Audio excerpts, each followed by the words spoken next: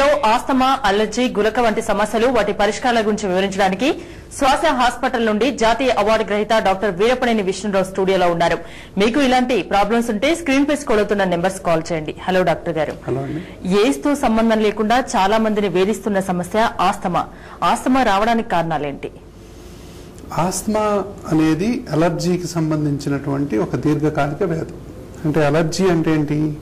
మనకి ఏదో ఒకటి పడకపోవటం. అంటే అతి ముఖ్యమైనవి మనకి ఏదో ఒకటి పడకపోవటంలో, పర్యావరణంలో, ప్రకృతిలో అతి ముఖ్యమైనవి ఏంటంటే డస్ట్ మైట్స్, పోలెన్స్, అంటే పుప్పొడి రేణువులు అంటాం కదా, పోలెన్స్, వైరస్, బ్యాక్టీరియా. సో వీటి వల్ల మనకు ఎలర్జీ అనేది స్టిమ్యులేట్ అవుతుంది బాడీలో. ఇదేం చేస్తుందంటే ఎలర్జిక్ ఇన్ఫ్లమేషన్కి దారితీస్తుంది. ఎలర్జిక్ ఇన్ఫ్లమేషన్ అంటే ఏంటి? మనకి ఏదైనా ఇప్పుడు బాగా ఇక్కడ ఏదైనా పడింది అనుకోండి, కాలింది అనుకోండి, ఒక గాయం అవుతుంది. బాగా ఏదన్నా మనం గట్టిగా రుద్దితే కూడా ఒక గాయంలా అవుతుంది. సో ఈ గాయం కొన్ని రోజుల తర్వాత ఒక పుండు తర్వాత ఏంటంటే ఈ పుండు అది లూజింగ్ వస్తుంది, కారుతూ ఉంటుంది. మనం ఏమాత్రం టచ్ చేసినా కూడా పెయిన్ వస్తూ ఉంటుంది కొన్ని రోజుల తర్వాత. దీన్ని ఇన్ఫ్లమేషన్ అంటాం.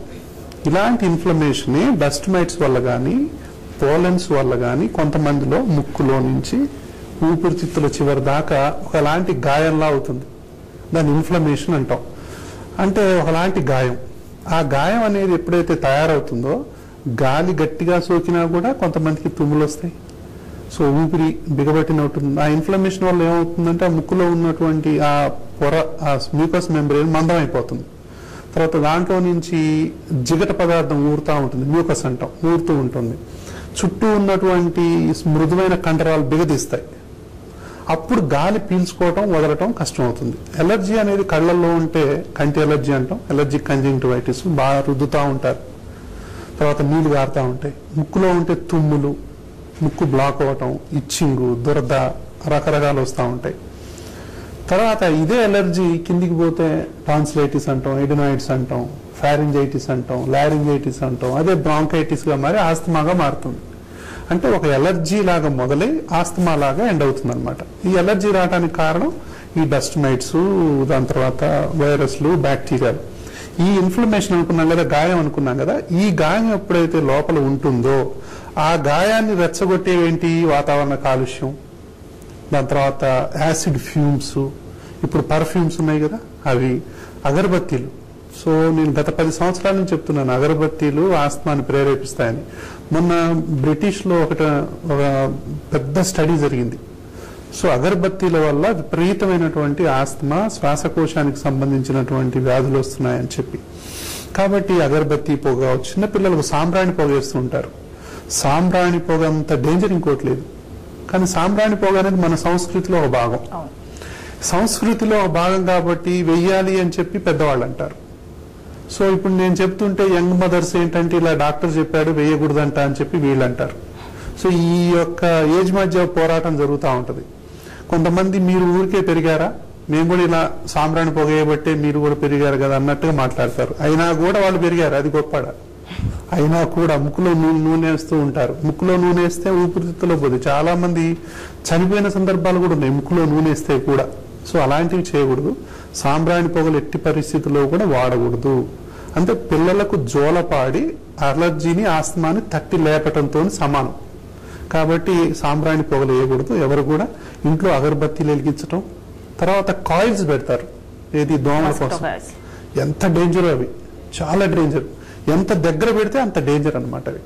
సో ఈ ఇన్ఫ్లమేషన్ ని రెచ్చగొట్టేటటువంటి అంశాలు మన పర్యావరణంలో, ప్రకృతిలో కొన్ని వందలు ఉన్నాయి ఇలా చెప్పుకుంటూ పోతే. అందులో వైరస్లు, బ్యాక్టీరియాలు మళ్ళీ. కాబట్టి ఇవన్నీ కలిపి ఆస్తమాని ఒకటి ప్రేరేపిస్తే, ఒకటి కారణమైతే దాన్ని రెచ్చగొట్టేవి పుష్కలంగా ఉన్నాయి. కాబట్టి మొత్తం మీద అలర్జీ, ఆస్తమా అనేవి సో ఈ విధంగా వివిధ కారణాల వల్ల మనకు కనిపిస్తుంది. ఈ ఆస్తమా లక్షణాలు అందరికీ ఒకే రకంగా ఉంటాయా, లేకుంటే ఒక్కో వ్యక్తికి ఒక్కో రకంగా ఉండే అవకాశం? చాలా ఒక్కొక్కళ్ళకి ఒక్కొక్క రకంగా చెప్తూ ఉంటారమ్మా. మొత్తం మీద ఏంటంటే ఏదో శ్వాసలో ఇబ్బంది, మొత్తం మీద గాలి పీల్చటంలో ఏదో ఇబ్బంది. కొంతమంది అసలు ఎక్స్ప్లెయిన్ చేయలేరు. ఏంటి ఏమైంది నీకంటే, ఏంటో సార్ ఊపిరి ఆడట్లేదు అంటారు అంతే. ఆ పేషెంట్ అనుభవిస్తే తప్ప అర్థం కాని బాధలు, అనుభవిస్తే తప్ప అర్థం కాని బాధల్లో ఆస్తమా నెంబర్ 1. అందుకే ఆస్మా పేషెంట్లు బయటికి నార్మల్ గా ఉంటారు, అసలు ఎవరు గుర్తుపట్టరు. మీరు ఏదో వీళ్ళు యాక్షన్ చేస్తున్నారు, డ్రామాలు చేస్తున్నారు, ఇంత చక్కగా ఉన్నారు, మీకేంటి ప్రాబ్లం అని అంటారు. ఇంట్లో వాళ్ళు అంటూ ఉంటారు. ఉమ్మడి కుటుంబాల్లో ఒక లేడీ, ఒక అమ్మాయికి గనక ఆస్మా ఉండి ఉమ్మడి కుటుంబంలోకి ఎంటర్ అయితే ఆ అమ్మాయి అనుభవించే నరకం వర్ణాతీతం. ఎవరికి అర్థం కాదు. ఈ అమ్మాయి పని చేయలేదు, పని చేయబోయేసరికి ఆయాసం వస్తుంది, ఇల్లు దులపాలంటే తుమ్ములు వస్తాయి. సో ఒకరోజు దులిపితే వారం రోజులు పండుకునే సందర్భాలు ఉంటాయి. కాబట్టి పని చేయలేదు, బట్టలు ఉతకాలంటే ఆయాసం, మెట్లెక్కాలంటే ఆయాసం, పని చేయాలంటే ఆయాసం, దగ్గు, ఆయాసం, రకరకాలైనటువంటి ఇబ్బందులు వస్తూ ఉంటాయి. అయితే ఇవి బయటికి ఏమి కనిపించవు. కాబట్టి హస్బెండ్ నమ్మరు కొన్ని సందర్భాల్లో ఫ్రెండ్స్ నమ్మరు, కొన్ని సందర్భాలు బంధువులు నమ్మరు, ఎవరు నమ్మరు. కాబట్టి చెప్తున్నారేమో అంటారు. అయితే వాళ్ళ బాధ దేవుడికే తెలుసు. కాబట్టి ఈ బాధలు వాళ్ళకి అర్థం కాకపోయినా పర్వాలేదు, డాక్టర్కి అర్థం కాకపోతేనే వాళ్ళకి అసలు సమస్య మొదలవుతుంది. సో బంధువులందరూ వచ్చి కూర్చుంటారు, పేషెంట్ని తీసుకొచ్చి కూర్చోబెడతారు. డాక్టర్ చూసి అందులో ఒక్కోసారి టెస్టులో ఏముండదు, పేషెంట్ని చూస్తే కూడా ఏమీ కనిపించదు. ఏమైందమ్మా బానే ఉంది కదా అని డాక్టర్ అంటే ఇంకా అమ్మాయికి ఆ దేవుడే శరణ్యం. కాబట్టి ఇలాంటి తప్పులు చేయొద్దన్నమాట. సో అలర్జీ ఆస్మా పెట్టినన్ని బాధలు ఏ వ్యాధి పెట్టదు. అలర్జీ ఆస్మా బాధితులు మార్చినంత మంది వైద్యులు ఎవరూ మార్చరు. సో అదొక నరకం. ఈ నరకాన్ని నుంచి వాళ్ళు బయటపడాలంటే ఏకైక మార్గం ఏంటంటే ఆ జబ్బును అర్థం చేసుకునేటటువంటి డాక్టర్లు ఉండటం. సో దానికి సరియైన సమయంలో సరియైనటువంటి వైద్యాన్ని కనుక మనం అందించగలిగితే వాళ్ళు కొత్త జీవితాన్ని ప్రారంభిస్తారు. చిన్నపిల్లల్లో ఆస్తమా వస్తే ఎదుగుదలపై ఏమన్నా ప్రభావం చూపించే అవకాశం ఉంటుందా? చాలా ఇంపార్టెంట్ అమ్మా. అంటే నేను అలర్జీ ఆస్మా దేంతో పోలుస్తానంటే ఎదిగే మొక్క మీద బరువు పెట్టడంతో సమానం. లేదా ఎదిగే మొక్కని మనం తాళ్లతో కట్టామనుకోండి, మొక్క ఎలా ఎదుగుతుంది? సో ఆస్మా అలర్జీ అనేది దాంతో పోలవచ్చు మనం. కాబట్టి కొంతమంది ఏంటంటే చిన్నపిల్లల్లో అలర్జీ ఆస్మా వచ్చినప్పుడు ఎంతకి వాళ్ళు బరువు పెరగరు, హైట్ పెరగరు. సో ఎప్పుడు చూసినా అలాగే ఉంటారు. సో వీళ్ళేంటంటే తల్లిదండ్రులు ఏమనుకుంటారంటే వీళ్ళు ఏం పెట్టట్లేదేమో, తల్లిదండ్రులు ఎంత తింటున్నారేమో వీళ్ళు పెట్టకుండా అనుకుంటారు కొంతమంది. సో అలాగా అందుకే తల్లిని కూడా విమర్శిస్తారు, పిల్లలకు ఏం పెట్టకుండా ఇట్లా పెంచుతున్నారు మీరని. వీళ్ళకి పాపం ఏం తెలియదు.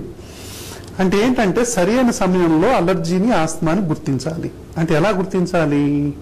సో ఫస్ట్ తల్లిదండ్రుల్లో ఎవరికైనా అలర్జీ ఆస్మా లక్షణాలు ఉన్నాయా అనేది ఫస్ట్ చూడాలి.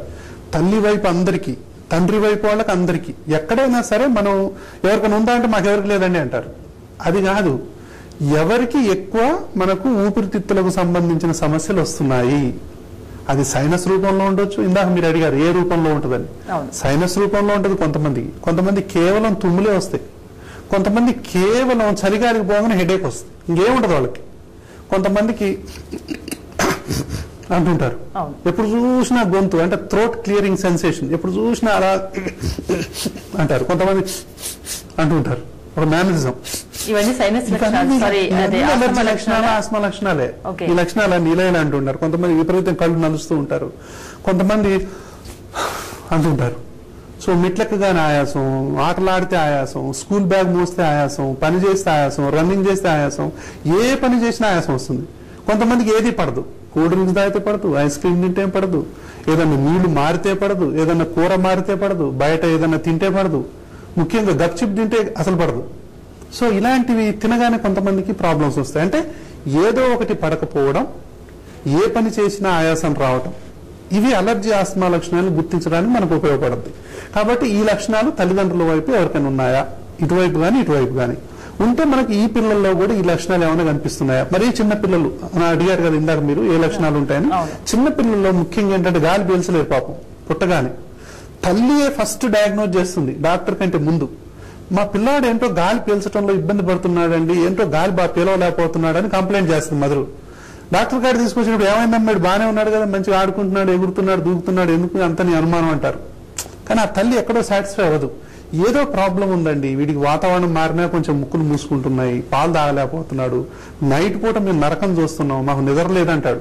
కానీ పౌలు బాగానే ఉంటారు, వాళ్ళు హాస్పిటల్కి వచ్చేసరికి బాగుంటారు, నైట్ పూటనేమో నరకం ఉంటుంది. కాబట్టి ఈ అలర్జీ ఆస్మా ఏంటంటే ఒక విచిత్రమైనటువంటి ప్రాబ్లం. సో దాన్ని మొత్తం ఆ వ్యాధి గురించి తెలిస్తే తప్ప దాన్ని ఐడెంటిఫై చేయడం చాలా కష్టం. ఒక్కోసారి అన్ని పరీక్షలు నార్మల్గా ఉండొచ్చు, ఒక్కోసారి పేషెంట్ చెప్పేదానికి దానికి సంబంధమే ఉండకపోవచ్చు. కాబట్టి ఏంటంటే అర్థం చేసుకోవాలి, సో హిస్టరీ అనేది చాలా ఇంపార్టెంట్. దానికి సంబంధించినటువంటి కొన్ని టెస్టులు కూడా చాలా ఇంపార్టెంట్. ఈ సీజనల్ గా కూడా ఆస్తమా ప్రాబ్లమ్స్ ఎక్కువయ్యే అవకాశం ఉంటుందా? చాలా అమ్మా. ఇప్పుడు 365 డేస్ లో every day is a different day. కాబట్టి పర్యావరణంలో అనేది ఒక డైనమిక్ సిచ్యువేషన్. సో గాలిలో ఇప్పుడున్నటువంటి ఈ గాలి ఇంకో తర్వాత ఉండదు. అందులో ఉన్నటువంటి కంటెంట్స్ మారిపోతుంటాయి. సో దాంట్లో పోలెన్స్ మారిపోవచ్చు, డస్ట్ మైట్స్ మారిపోవచ్చు, కెమికల్ కంపోజిషన్ మారవచ్చు. తర్వాత ఎన్నో రకాలైనటువంటి, అంటే మనం జనరల్ గా ప్రతిరోజు 15,000 నుంచి 20 లీటర్ల గాలిని పీల్చి వదులుతుంటాం. అంటే జనరల్ గా 70 kg ఉన్నటువంటి ఒక పర్సన్. ఈ ఇన్ని వేల లీటర్ల గాలిలో వైరస్లు ఉంటాయి, బ్యాక్టీరియాలు ఉంటాయి, డస్ట్ మైట్స్ ఉంటాయి, పోలెన్స్ ఉంటుంది, ఫంగస్ ఉంటుంది, ఎన్నో రకాలైనటువంటి కెమికల్ గ్యాసెస్ ఉంటాయి. సో ఇవన్నీ కూడా మన శ్వాస నాళాల మీద ప్రభావాన్ని చూపించేవి. కాబట్టి వాటికి వచ్చేటటువంటి ఆ సిమ్టమ్స్ కూడా డిఫరెంట్ గా ఉంటాయి. కాబట్టి ఇలాంటి, అందుకని ఈ వైరల్కి కానీ ఇప్పుడు బ్యాక్టీరియాలకు కానీ మాటికి ఇన్ఫెక్షన్స్ రాకుండా వ్యాక్సిన్స్ వచ్చాయి. ఈ వ్యాక్సిన్స్ కనుక మనం తీసుకున్నట్లయితే చీటికి మాటికి పిల్లల్లో ఇన్ఫెక్షన్స్ రావు. టీనేజ్ లో, పిల్లల్లో, అడల్ట్స్ లో, ఏజ్ మళ్ళిన వాళ్ళలో, ముఖ్యంగా 55 years దాటిన వాళ్ళందరికీ కూడా వాళ్లకు సిఓపిడి ఉన్నా, అంటే పొగ తాగి వచ్చేటటువంటి జబ్బులున్నా, లేకపోతే మాటికి సైనస్, దగ్గు, తెమడ రావటం ఇలాంటివి ఉన్నా, ఆక్యుపేషనల్ ఆస్తమా అంటాం, అంటే వృత్తి సంబంధిత ఆస్తమా. ఇందాక మనం అనుకున్నాం, మీరు అన్నట్టు గారి ఆస్తమాలో ఎన్ని రకాలు ఉంటాయని. వృత్తి సంబంధిత ఆస్తమా కూడా ఒకటి ఉంటుంది. సో ఏ వృత్తిని బట్టి దానికి సంబంధించినటువంటి ఆస్తమా ఉంటుంది అనమాట. సో వాళ్ళందరూ కూడా వ్యాక్సిన్లు తీసుకోవాల్సినటువంటి అవసరం ఉంది. వీటన్నిటికి ఇప్పుడు బ్రహ్మాండమైనటువంటి వ్యాక్సిన్లు వైరల్లకు, బ్యాక్టీరియాలకు అందుబాటులో ఉన్నాయి. 100 సార్లు మనకు గనక అటాక్ మాటికి వస్తుంటే అందులో 70% అటాక్స్ మనం ప్రివెంట్ చేయొచ్చు. అంటే ఎన్ని రోజులకు ఒకసారి వ్యాక్సిన్ తీసుకోవాల్సిన అవసరం ఉంటుంది? అంటే ఇప్పుడు న్యూమోకోకల్ వ్యాక్సిన్ అని ఉంటుంది. అది జీవితంలో ఒకసారి 1 or 2 times. మరీ చిన్నపిల్లల్లో అయితే 3 times ఇస్తాము. 2 సంవత్సరాలు 3 సంవత్సరాలు దాటిన తర్వాత 1 time ఇచ్చినా సరిపోదు, అట్లీస్ట్ 2 times కూడా ఇవ్వచ్చు. అయితే వైరల్ వ్యాక్సిన్స్ ఉంటాయి, అవి మాత్రం ప్రతి సంవత్సరం తీసుకోవాలి. అయితే కనీసం 3 డోసులన్నా తీసుకోవాలి. అయితే మరీ పెద్దవాళ్లలో సిఓపిడి, అంటే పొగ సంబంధించిన వాళ్ళలో, డయాబెటీస్ ఉన్నా, కిడ్నీ జబ్బులున్నా, క్యాన్సర్ జబ్బులున్నా, గుండె వ్యాధి ఉన్నా, దాంతోపాటు ఊపిరితిత్తుల వ్యాధి ఉంటే మాత్రం సంవత్సరానికి ఒకసారి తీసుకోవటమే బెటర్. ఆ వైరల్ వ్యాక్సిన్స్ తీసుకోవటం వల్ల ఏంటి అంటే మనకు మాటికి ఇన్ఫెక్షన్స్ రాకుండా ఆగిపోతాయిగా. తర్వాత ప్రతిసారి హాస్పిటల్కి వెళ్లాల్సిన అవసరం రాదు కదా. ఆ న్యూమోనియాలన్నీ కూడా ఆగిపోతాయి అన్నమాట. కాబట్టి పసిపిల్లలు మొదలుకొని పండు ముదుసలు వరకు ఇప్పుడు వ్యాక్సిన్లు అందుబాటులోకి వచ్చాయన్నమాట. సో ఇలాంటి కనుక తీసుకున్నట్లయితే వ్యాక్సిన్ తీసుకుంటే ఇలాంటి ప్రాబ్లమ్స్ ని చాలా వరకు మనం ప్రివెంట్ చేయొచ్చు. అంటే prevention is better than cure ఎప్పుడైనా.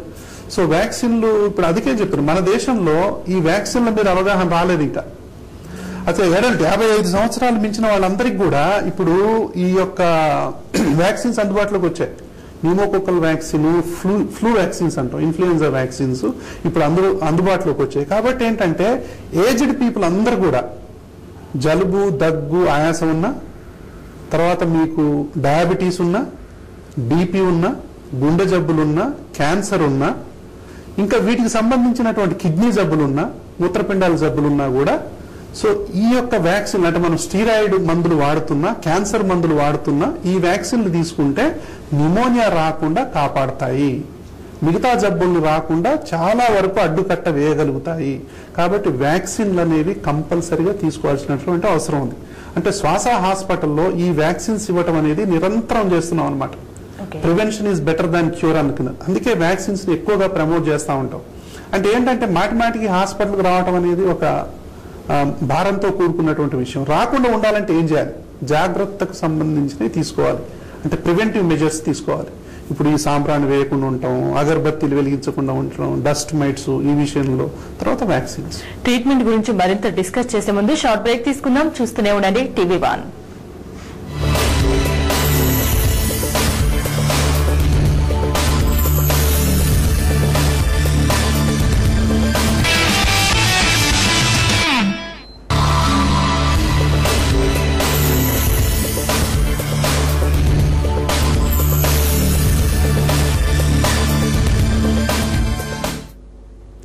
జీవన్ రేఖలో అలర్జీ, ఆస్తమా, గురక వంటి సమస్యలు పరిష్కారాలపై డాక్టర్ వీరపనేని విష్ణురావుతో మనం మాట్లాడుతున్నాం. డాక్టర్ గారు, అలర్జీ, ఆస్తమా, గురక ఈ మూడింటికి సంబంధం ఉంటుందా? ఎస్, చాలా ఇంపార్టెంట్ అమ్మా. అంటే అలర్జీ నేను చెప్పాను కదా, అలర్జీ ఆస్తమాకు దారితీస్తుంది. అలర్జీ వల్లనే సైనస్ వస్తుంది. సో సైనస్ అనేది సపరేట్ జబ్బు కాదు. అలర్జీకి సంబంధించినటువంటి జబ్బుల్లో అతి ముఖ్యమైనది సైనస్. తర్వాత ఈ సైనస్ నుంచే కిందికి టాన్సిలైటిస్ అంటాం. ఎడినాయిడ్స్ ఉబ్బుతాయి కొంచెం.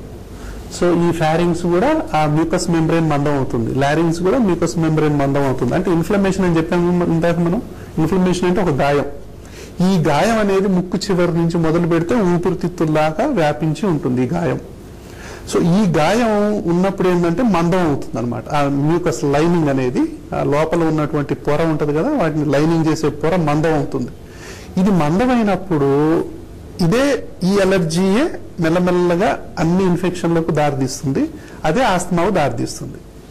ఎప్పుడైతే ఈ సైనస్లు, ఈ పాలిప్స్ ఉబ్బుతాయి, ఒక్కోసారి ముక్కులు అడ్డుపడతాయి అనమాట. సో ఈ టర్బినేట్స్ అనేవి లావ్ అయిపోతాయి, ఈ ఎడినైడ్స్ అనేవి ఉబ్బుతాయి, ఈ టాన్సిల్స్ ఉబ్బుతాయి, ఈ ఫ్యారింజైటిస్ వస్తుంది. వీటన్నిటి వల్ల కొంతమంది ఏంటంటే చిన్న పిల్లల నుంచి మొదలు పెట్టుకుంటే పెద్దవాళ్ళ దాకా కూడా గురక పెడతారు.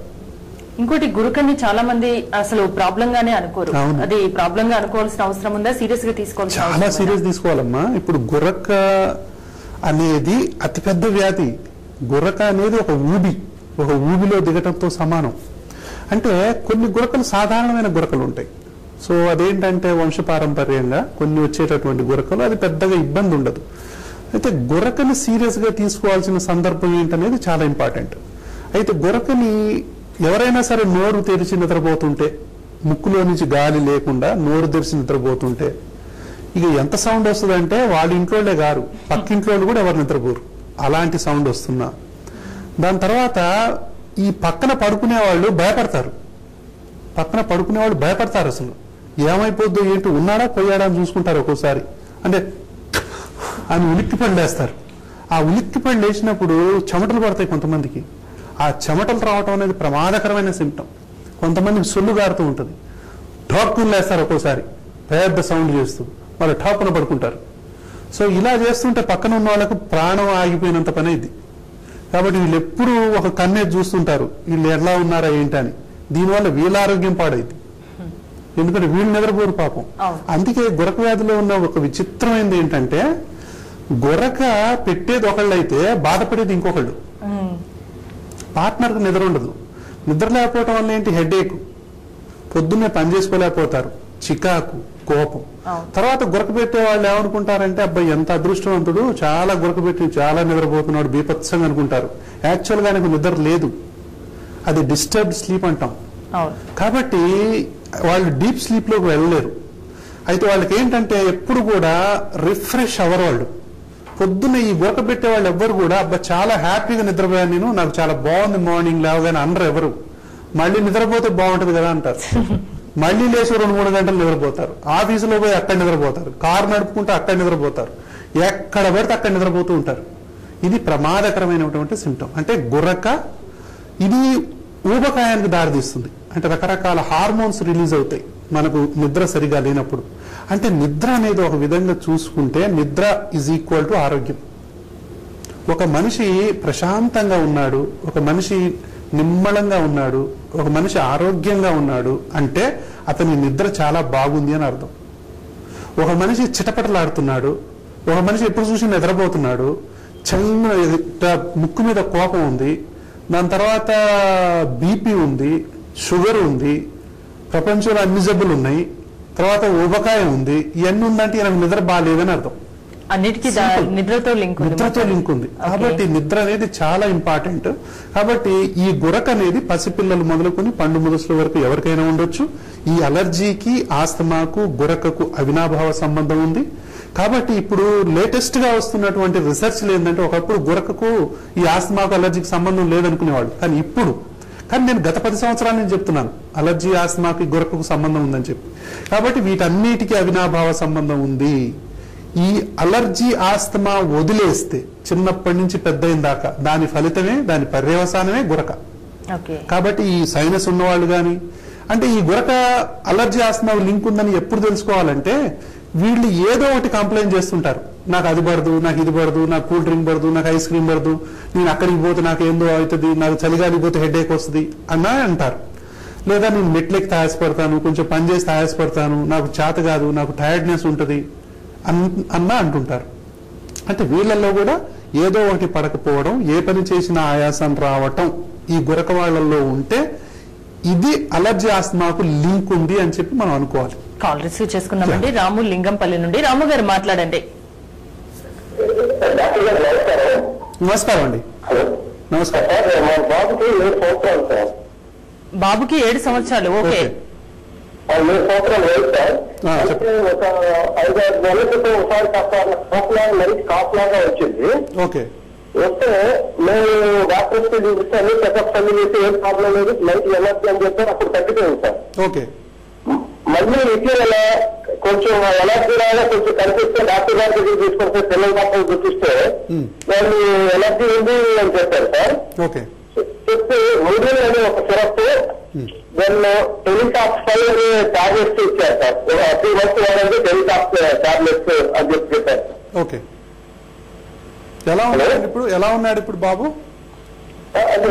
బాబుకి ప్రాబ్లం ఏం లేదు సార్, మామూలుగా ఉన్నారు. జస్ట్ మేము గమనించి ప్రికాషనరీగా కొంచెం రెస్పాండ్ అవుతున్నాము.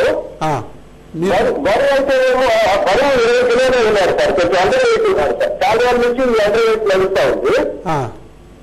ఆయన ఎప్పుడు కూడా ఇబ్బందికరమైన పరిస్థితి ఎక్స్ప్రెస్ చేయలేదు ఎప్పుడు. కానీ మేము ఏంటన్నా అప్పుడప్పుడు తగ్గుతుంటారు సార్ కొద్దిగా. మీ తల్లిదండ్రులు ఎవరికైనా ఉందా అండి లక్షణాలు? ఇలాంటిది ప్రత్యేకంగా ఇలాంటిది ఏమి లేదు సార్. ఇట్లా ఏమి ప్రత్యేకంగా లేదు. దీన్ని మనం ఎవరికైనా చెప్పాలా లేదా టెస్ట్లో చేయించమంటారా, మీ దగ్గరికి వచ్చి కలవడానికి ఏమైనా అవకాశం ఉందా సార్? రావచ్చండి. అడ్రస్ అక్కడ మీ స్క్రీన్ మీద పడుతూ ఉంది కదా, మీరు ఎప్పుడైనా రావచ్చు. సో ఒకటేంటంటే ఇప్పుడు ఇతనికి 7 years. సో అలర్జీ ఆస్తమాకు సంబంధించిన లక్షణాలు ఉంటే ఉండొచ్చు. ఏదైనా ఒకటేనండి, దీర్ఘకాలికంగా ఎవరైనా సరే పిల్లలు అలర్జీ ఆస్తమా మొదలయ్యేది పసిపిల్లల్లోనే. అలర్జీ ఆస్తమా అని చెప్పి ఇక్కడ రాసి ఉండదు. అయితే కొంతమంది చిన్నపిల్లలకు ఆస్తమా ఉన్నట్టు ఆస్తమానా అని భయపడతారు. ఆస్తమా అంటే ఏదో కాదు, ఎంతకు తగ్గని జలుబు, ఎంతకీ తగ్గని తుమ్ములు, మాటికి హాస్పిటల్ పోవటం, ఎంతకీ తగ్గకపోవటం, ఎక్కడో చోట నెబులైజర్ పెట్టించుకోవటం, అది మళ్ళీ హాస్పిటల్లో పోవటం, యాంటీబయాటిక్స్ టన్స్ వాడటం. నెబులైజర్ అంటే గుర్తొచ్చిందండి, మాటికి నెబులైజర్స్ పెట్టకూడదు. అదే చెప్తున్నాను. అంటే అలర్జీ ఆస్తమాని పక్కదారి పట్టించేటటువంటి అతి ముఖ్యమైన సాధనాల్లో నెబులైజర్ ఒకటి. అంటే నెబులైజర్ అనేది కేవలం తాత్కాలికమైనటువంటి వైద్యం. నెబులైజర్ ని మనం అనటం కాదు, నెబులైజర్ వాడాల్సిన సందర్భాలు వేరే ఉన్నాయి. అయితే ప్రతిసారి ఏంటంటే పిల్లలు కూడా అసలు ఎవరికి వాళ్ళే నెబులైజర్ కొని ఇంట్లో పెట్టుకుంటారు. పిల్లలే వాళ్ళ పెట్టుకుంటుంటారు ఎప్పుడు ఆయాసం వచ్చినప్పుడు. ఇంకా పెద్దవాళ్ళు నిద్రపోతున్నా వాళ్ళే లేచి పెట్టుకుంటుంటారు. అంటే వైద్యం అనేది తాత్కాలికమైన వైద్యం. అది అసలైన వైద్యాన్ని మనం మరుగున పరుస్తుంది. నెబులైజర్ వాడాల్సిన అవసరం రాకుండా చేయటమే అసలు సిసలైనటువంటి వైద్యం. ఎవరైనా సరే ఉదయం, మధ్యాహ్నం, సాయంత్రం, నైట్ పోయి నెబులైజర్లు పెట్టించుకుంటున్నారో హాస్పిటల్ చుట్టూ తిరుగుతూ ప్రతిరోజు, వాళ్ళందరూ తప్పు చేస్తున్నట్టే, వాళ్ళందరికీ తప్పు వైద్యం జరుగుతున్నట్లే. నెబులైజర్ వాడాల్సిన అవసరం రాకూడని వైద్యం ఇప్పుడు అందుబాటులో ఉంది. అంటే ప్రివెన్షన్, అంటే నివారించేటటువంటి మందులు ఇప్పుడు అందుబాటులో ఉన్నాయి. అంటే తాళం ఒకటి తాళం చేయి ఒకటిలాగా వైద్యం జరుగుతుంది అని అర్థం. కాబట్టి ఈ బాబుకు ఖచ్చితంగా మంచిగా అయిపోతాడు. బరువు గాని హైట్ గాని అందరి పిల్లల్లాగానే అయ్యేటటువంటి వైద్యం ఇప్పుడు అందుబాటులో ఉంది. ఎవరు కూడా ఈ అలర్జీ వల్ల బాధపడాల్సినటువంటి అవసరం లేదు. శ్వాస హాస్పిటల్లో అలర్జీ ఆస్తమా గురకకి లేటెస్ట్ ట్రీట్మెంట్ ఏమైనా అందుబాటులో ఉందా? ఎక్కడైనా ప్రపంచవ్యాప్తంగా ఉన్నటువంటి ఇప్పుడు అత్యాధునిక శాస్త్రీయ వైద్యం ఏంటంటే అలర్జీ, ఆస్తమా, గురకకు సంబంధించినవి ఇన్హేలర్స్ అనేవి ఇప్పుడు అందుబాటులో ఉన్నాయి. వ్యాక్సిన్స్ అనేవి అందుబాటులో ఉన్నాయి. ఇంకొకటి ఏంటంటే లేటెస్ట్ గా వస్తున్నటువంటి ఇమ్యునోథెరపీ అని చెప్పి వస్తుంది. ఇప్పుడు ఇమ్యునోథెరపీ ఏంటంటే ఇప్పుడు కొంతమందికి ఎంత డస్ట్ ఎలర్జీ ఉంటుందంటే ఎక్కడ కొంచెం మనం అల్మారా దులిపినా, పాత పేపర్లు ముట్టుకున్నా, ఎక్కడికి పోయినా, కొంచెం దుమ్ములో పని చేసినా 100 తుమ్ములు వస్తాయి. కళ్ళు విపరీతంగా నలుస్తూ ఉంటారు, తుమ్ములు వస్తూ ఉంటాయి. డస్ట్ కొంచెం తగిలినా కూడా వాళ్ళకి తెలిసిపోద్ది వెంటనే. అలాంటి వాళ్ళకి ఏంటి ఇప్పుడు ఈ డస్ట్ మైట్స్ వల్ల వస్తాయి. కొంతమందికి ఏంటంటే ఒక పొలం పోతేనో, ఒక చెట్ల దగ్గరికి పోతేనో పోలన్ ఎలర్జీ ఉంటుంది. అంటే దేని వల్ల వస్తుందో తెలుసుకొని దాన్నే మనం ఇంజెక్షన్ రూపంలోకి మలవటం. ఈ డస్ట్నే తీసుకొని ఈ డస్ట్ నుంచి ఎక్స్ట్రాక్ట్ చేస్తారు. దాన్ని ఇంజెక్షన్ల రూపంలో మన బాడీలోకి ఇస్తారు. ఈ డస్ట్ మైట్స్ ని ఇవ్వటం వల్ల వారానికోసారో 2 వారాలకోసారో నెలకోసారో 4 నెలలకోసారో ఇప్పుడు ఇంజక్షన్లు అందుబాటులోకి వస్తున్నాయి. అంటే ఏంటి, ఇప్పుడు మనం పాము విషయాన్ని కొంచెం ఎక్కిస్తే నిజంగా పాము దర్శనం ఏం కాదు. దీనికి బేసిస్ ఇదనమాట ఇమ్యునోథెరపీ అంటే. అది అంటే ప్రతిరోజు మనం డస్ట్ కు సంబంధించినటువంటి ఇంజక్షన్లు ప్రతిరోజు ఇప్పుడు చుక్కల రూపంలో కూడా అవైలబుల్ ఉంది. నాలుగు కింద చుక్కలు ఆస్మా వ్యాక్సిన్స్ అంటాం. సో నాలుక రూపంలో చుక్కల రూపంలో కానీ ఇంజక్షన్ల రూపంలో కానీ ఇదే డస్ట్ మైట్ దేని వల్ల ఎలర్జీ వస్తుందో దానిని తక్కువ మోతాదు నుంచి మోతాదు కొంచెం పెంచుకుంటా నిర్ణీతమైనటువంటి సమయంలో వారానికోసారా 2 వారాలకోసారా 4 వారాలకోసారా అట్లా బాడీలో ఇంజెక్ట్ చేస్తూ పోయినట్లయితే బాడీలో ఇమ్యూనిటీ పెరుగుతుంది. తర్వాత ఇతను డస్ట్కి ఎక్స్పోజ్ అయినా కూడా అది రాదు, ఇంకా ఆ అలర్జీ ఆస్మా అనేది రాదు. అంటే ఇది శాశ్వత పరిష్కారం వైపు ఇప్పుడు మనం అడుగులేస్తున్నాం ఇప్పుడే.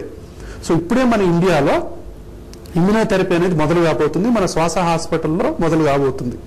సో ఇవి లేటెస్ట్ ట్రీట్మెంట్స్ ప్రపంచంలో అలర్జీ ఆస్మాకు సంబంధించింది ఏదున్నా కూడా అవి శ్వాస హాస్పిటల్లో మనకు లభ్యం అవుతాయి. అయితే ఏంటంటే ఇది గ్రాడ్యువల్ గా ఇప్పుడు ప్రపంచవ్యాప్తంగా ఈ యొక్క ఇమ్యునోథెరపీ అనేది ఇప్పుడిప్పుడే పాపులారిటీని పొందుతుంది. ఈ పాపులారిటీ పొందేటటువంటి ఈ దశలో ఎవరికైతే క్లాసికల్ ఎలర్జీ ఉందో, ఎవరికైతే ఇన్హేలర్స్ పనిచేయట్లేదో, ఎవరికైతే ఆధునిక వైద్యం అన్ని ఫెయిల్ అయిపోయాయో ఆ కేసుని మనం ఫైండ్ అవుట్ చేసుకొని, అంటే కేసు సెలక్షన్ ఇంపార్టెంట్. ఏ కేసుకు మనం ఇమ్యునోథెరపీ ఇవ్వాలి అనేది ఇంపార్టెంట్. ఆ కేసు సెలెక్ట్ చేసుకొని దానికి సంబంధించినటువంటి డస్ట్ మైట్ కి సంబంధించిన టెస్టులు ఉంటాయి. సో ఆ టెస్టుల్ని బట్టి వాళ్ళకి ఏ మోతాదులో ఇవ్వాలో మనం చేసుకున్నట్లయితే ఇమ్యునోథెరపీ ద్వారా చాలా మందికి ఇప్పుడు ఆ ఉపశమనం అనేది కలుగుతుంది. తర్వాత ఇంకోటి అతి ముఖ్యమైనది ఏంటంటే ఇన్హేలర్స్, ఏ ఇన్హేలర్ వాడాలనేది ఇంపార్టెంట్.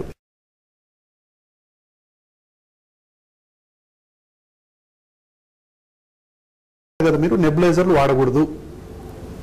కేవలం ఆస్తలిన్ ఇన్హేలర్స్ వాడుతూ ఉంటారు చాలా మంది. ఆస్తలిన్, థియో ఆస్తలిన్ అని చెప్పి సాల్బిటమాల్ ఇన్హేలర్స్ ఇలాంటివన్నీ వాడుతూ ఉంటారు. ఒకసారి కాదు, రోజు 20-30 సార్లు కొట్టుకునే వాళ్ళు ఉన్నారు. ఇదంతా తప్పు చేస్తున్నట్టే లెక్క. అంటే తాళం ఒకటి తాళం చేయి ఒకటి అన్నమాట. ఈ ఇన్హేలర్స్ అన్ని ఈ వాడకం తప్పు.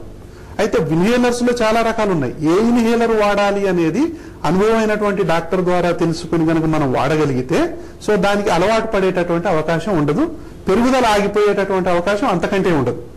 అదొకటి. తర్వాత ఈ వైరల్ వల్ల, ఈ యొక్క బ్యాక్టీరియల్ వల్ల ఈ ఇన్ఫెక్షన్లు మాటికి వస్తున్నాయి కాబట్టి వాటికి మనకు వ్యాక్సిన్లు తీసుకోవటం అనేది అతి ముఖ్యం.